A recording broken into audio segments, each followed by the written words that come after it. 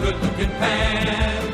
And any barmaid can be a star maid if she dances with or without a fan. Welcome to another episode of A-List Classics, where we talk about must-see movies that are considered to be the greatest films of all time.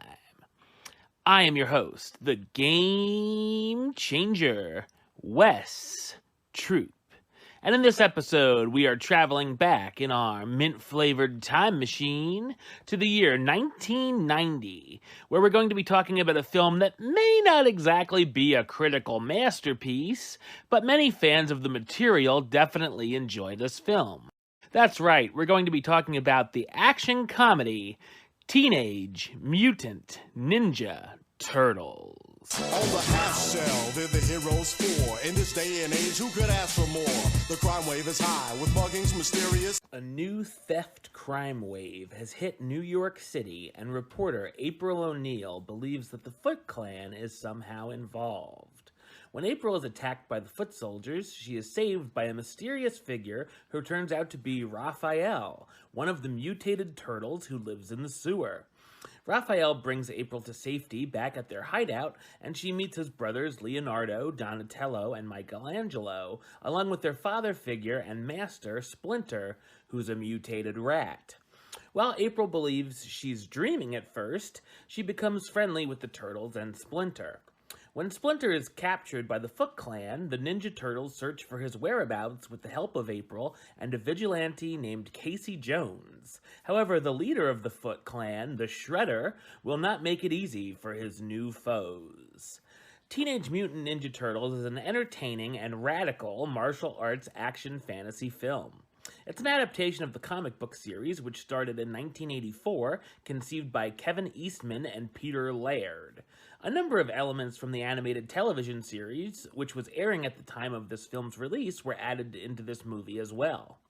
It is directed by Steve Barron, who at the time was best known for directing the music videos for Michael Jackson's Billie Jean and a-ha's Take On Me. The turtle costumes were developed by Jim Henson's Creature Shop and was one of his last projects before his death. Teenage Mutant Ninja Turtles opened on March 30th, 1990, and while it was received some mixed reviews from critics, it was a hit with audiences, as it was the 9th highest grossing film of the year and was the highest grossing independent film until 1999 with the release of The Blair Witch Project. The first film adaptation of the material gives us everything we love about the characters, from their love of pizza, which was a great product placement opportunity for Domino's, funny one-liners, and of course dropping the 80s and 90s slang such as bodacious, tubular, and of course, cowabunga. We also see a few flashbacks that gives us a look at the Turtles and Splinter's backstory, which is fun. The fight scenes are slick and cool with creative choreography. There's obviously pretty many of them, and they're rather impressive as well, considering that the performers were in the complex suits. The costumes look fantastic here, and the puppeteering is incredible, and I like it much more than the CGI used in more recent Ninja Turtle films. The story gives a few characters more material than the others, as it really gives the spotlight to Raphael and Leonardo, which is fine, but it would have been nice to see Michelangelo and Donatello get a little more in the character trait department. The friendship we see grow between the four brothers in April is amusing as well. The storyline of the kids working and stealing for Shredder and then being able to party and smoke, among other things, afterwards reminded me a lot of Pleasure Island from Pinocchio, which is interesting. There's a lot of good laughs to be had, and it's nice to see it can have fun with the material and doesn't play things too seriously. The set design is dark and gritty as well and looks awesome, almost Gotham City-like at times.